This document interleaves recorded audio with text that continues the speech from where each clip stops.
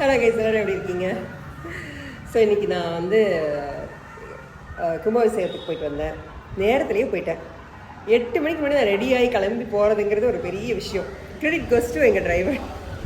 ரொம்ப டிசிப்ளினாக இருக்கார். I think I use to be like that. இப்போ ஒரு வேலைனா பரவாயில்ல, நிறைய வேலை இருக்கனால மனசு எப்பவுமே வந்து அது திங்க் பண்ணிக்கிட்டே இருக்கும். Like I hate to this, I hate to திஸ்ன்னு.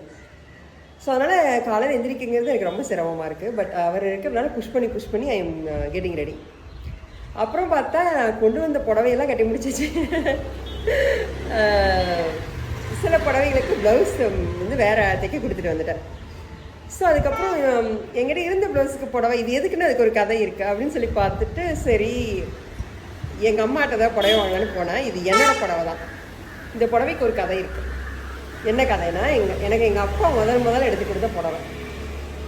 எதுக்காகனா 97-98 நான் வந்து பாலிடெக்னிக் முடிச்சுட்டு, பாலிடெக்னிக் தான் படித்து அதுக்கப்புறம் எல்லாமே கரஸ்பாண்டில் படித்து பாலிடெக்னிக் முடிச்சு அந்த ஆனுவல் டேக்கு வந்து பட்டுப்புடவை கட்டணும். அதுக்கு எங்கள் அப்பா நல்லி சில்க்ஸில் வாங்கி கொடுத்த புடவை. அவருக்கு பிடிச்ச கலர் பிங்க்கு. பாருங்கள், புடவை 25 இயர்ஸ் ஆச்சு, அதான் பழசாக இருக்குது. பட் அதான் வந்து என் ப்ளவுஸு கரெக்டாக மேட்சாக இருந்தது எங்கிட்ட இருந்த ப்ளவுஸுக்கு. ஸோ எப்படியோ ஒன்று எனக்கு கோயிலுக்கு போகிறதுக்கு ஒரு டிஃப்ரெண்ட்டான புடவை கிடச்சிது. அது இவ்வளோ நாள் கழிச்சு அப்பா எடுத்து கொடுத்த புடவையை கட்டுறதுங்கிறது ஒரு தனி ஒரு இன்பம். அது எங்கள் அம்மா எவ்வளோ பத்திரம் வச்சுருக்காங்க ஒரு வீரோட. ஸோ அந்த மாதிரி நிறைய கதை எங்கள் வீட்டில் இருக்குது. அதுக்கப்புறம் எங்கள் கல்யாணத்துக்கு நல்லி சில்க்ஸ் தான் புடவை எடுத்தோம். ஆனால் ப்ளூ கலர் தான் எனக்கு பிடிக்கும். ஸோ அங்கே வந்து அது ஒரு பெரிய கதை. அது அந்த கதையை சொல்லப்போனால் ஜவுளிக்கெல்லாம் வந்து போனோம்னா நாம் போய் எடுக்கணும்னு இல்லை. அந்த காலத்தில் என்ன ஒரு 19 இயர்ஸ் பேக் வந்து அப்படி கிடையாது.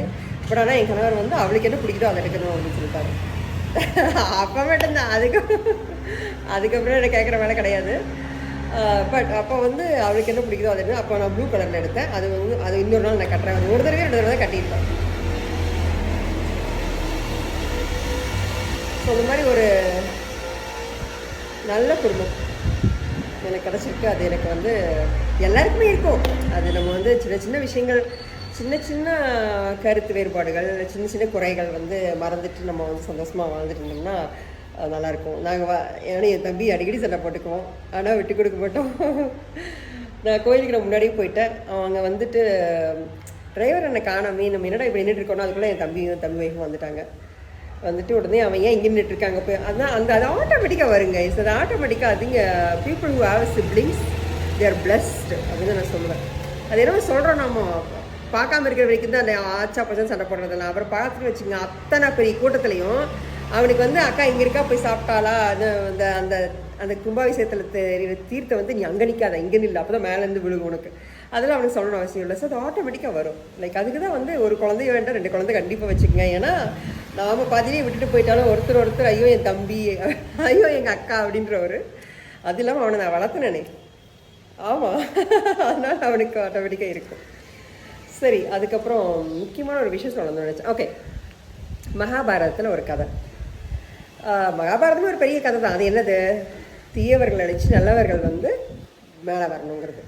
ஸோ அப்போ அர்ஜுனர் வந்து கிருஷ்ணர்கிட்ட கேட்பாரம்மா, ஐயோ என்னோடையே வளர்ந்தவங்க, என்னோட கௌரவர்கள் எல்லாமே என்னோட பெரியப்பா பசங்க, அவங்கள நான் எப்படி அழிக்க முடியும்? என்னோட சொந்தத்தை அவங்கள நான் எப்படி வந்து போரில் அவங்கள எப்படி கொல்ல முடியும்? நான் ஏன் கொல்லணும் அப்படின்லாம் வந்து கேள்வி கேட்பார் அர்ஜுனர். அப்போ வந்து கிருஷ்ணர் சொல்லுவார், நான்ற நீ இல்லை, உன்னால் அளிக்கப்படுகிறது, உன்னால் உருவாக்கப்படுகிறது, உன்னால் இதெல்லாம் நீ ஒரு கருவி. அதனால் உன்னை ஆரம்பத்திலேருந்து இதுக்காக வளர்த்தப்பட்டிருக்கிறாய். அதனால் அதுக்கு வந்து நீ ஒரு பெரிய சக்தி கிடையாது, உன்னால் இது உருவாக்கணும் அப்படிங்கிறதா வந்து நியதி அப்படின்னு சொல்லுவார். அதில் எத்தனையோ விஷயங்கள் இருக்குங்க வயசு. அது ஒரு பெரிய அரசியல்னே சொல்லலாம் அந்த மகாபாரதத்தில்.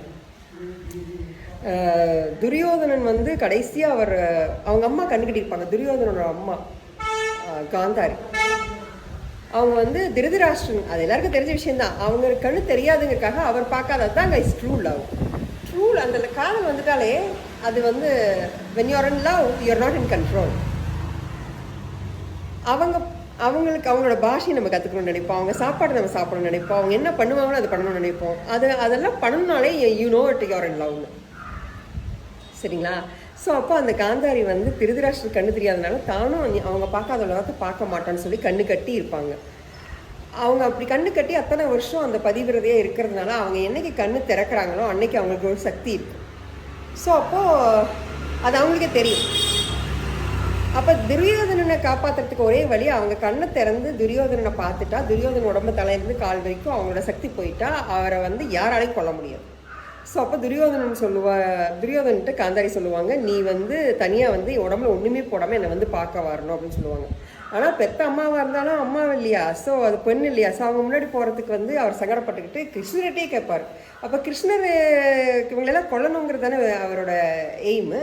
ஸோ அதை எப்படி சொல்லிக் கொடுக்குறது அப்படின்காக நம்பர் இடுப்பில் மட்டும் நீ வந்து வாழை தட்டையை வச்சு மறைச்சிக்கிட்டு போ, ஒன்றும் பண்ண முடியாது. ஸோ உனக்கும் சேஃப்டி, மற்ற கொல்லணும் இங்கே தானே கொல்லணும் அப்படின்னு நினச்சி சொல்லி தருவார். ஸோ இடுப்பில் வாழைத்தட்டையை மறைச்சிட்டு காந்தாரி பார்க்க துரியோதனன் போவார். அந்த ஒரு இடத்த தவிர எல்லா இடத்துலையுமே அவங்களோட ஒளி அவருக்கு கிடைக்கும். அதனால் அவர் வேறு எந்த இடத்துலையும் கொல்ல முடியாது. கடைசியில் அவர் வந்து கிருஷ்ணர்கிட்ட சொல்லி அங்கே அடித்து கொல்லணும் அவனை அப்படிம்பார். கிருஷ்ணர்கிட்டையோ பீமர்கிட்டையோ எனக்கு சரியாக ஞாபகம் இல்லை. கடைசியில் துரியோதனையும் அவர் செஞ்சு சூழ்ச்சினாலேயே அழிச்சிடுவாங்க. ஆனால் அப்போ காந்தாரி வந்து ஒரு சாபம் விடுவான், என் குடும்பத்தையே அடியோட நீ கொல்ல இல்லை, உன்னோட குடும்பமும் அதே மாதிரி, அதாவது யசோதா அந்த யாதவர் குடும்பம் அதே மாதிரி தண்ணிக்குள்ளே போகும், அதே மாதிரி அழியும் அப்படின்னு சொல்லி அவங்க சாபம் விட்டுருவாங்க. அதுக்கப்புறம் அது எத்தனை பேருக்கு தெரியாது, அந்த அவங்க குடும்பம் கிருஷ்ணரோட குடும்பம் அப்படியே வந்து அழிஞ்சு கடலுக்குள்ளேயே போயிடும். அதான் உண்மை. அது உண்மையோ இல்லையோ அதுதான் வந்து இலக்கியத்தில் இருக்குது. ஸோ அதே மாதிரி அந்த ஒரு மகாபாரதத்துலேயே கூட ஸோ இப்படி அர்ஜுனன் வந்து சொல்கிறப்பெல்லாம் கிருஷ்ணர் சொல்லுவார், உன்னால் இல்லை, நீ இல்லை, உன்னுடைய ஒரு கருவியாக தான் வந்து உபயோகப்படுத்தி இந்த கெட்டதை அழிஞ்சு நல்லது நடக்கணுங்கிறது. அப்போது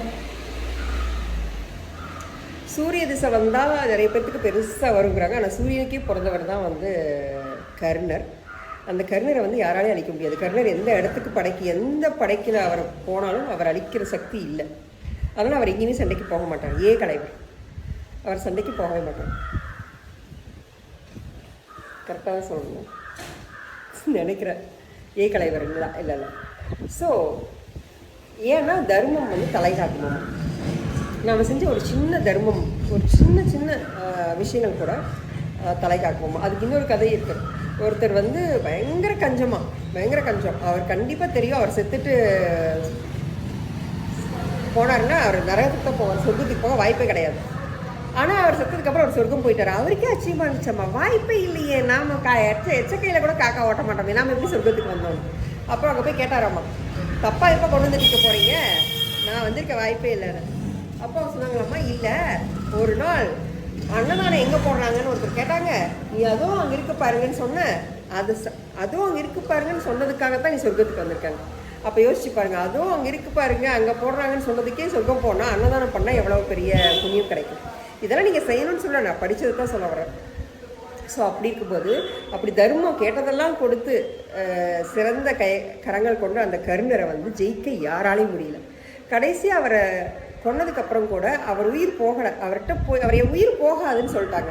ஸோ அப்போ என்ன பண்ணணும்னா, கிருஷ்ணர் வந்து ஒரு தர்மி மாதிரி போய் அவர்கிட்ட அவர் செஞ்ச அந்த தானத்தையே தானமாக கேட்டு வாங்கினதுக்கப்புறம் தான் அவர் உயிர் போச்சு. அதனால் தர்மம் பண்ணணும், தர்மம் பண்ணால் நம்மளை யாராலையும் ஜெயிக்க முடியாது. நம்ம செஞ்ச தர்மமே நம்ம குடும்பத்தில் எல்லாரையும் காப்பாற்றணும். So I think that's it guys. நிறையா பேசிட்டல, அங்கே கொஞ்சம் இங்கே கொஞ்சம் போய் சேர்றவங்களுக்கெல்லாம் சேர்ந்துடும்.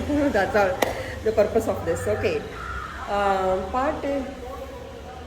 சண்டை கோழி கோழி இவ சண்டை கோழி, கொஞ்சம் தடவு தடவு இவ சண்டை கோழிய, கைய வச்ச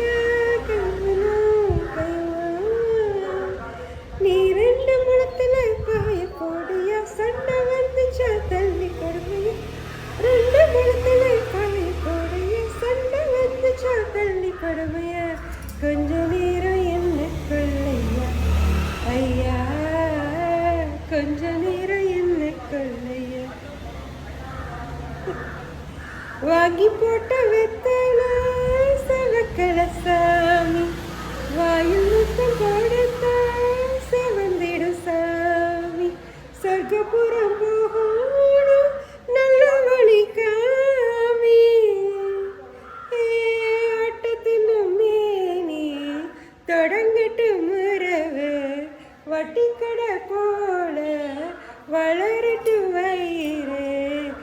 கொஞ்ச நேரம் என்ன கொள்ளையா ஐயா, கொஞ்ச நேரம் என்ன கொள்ளையா.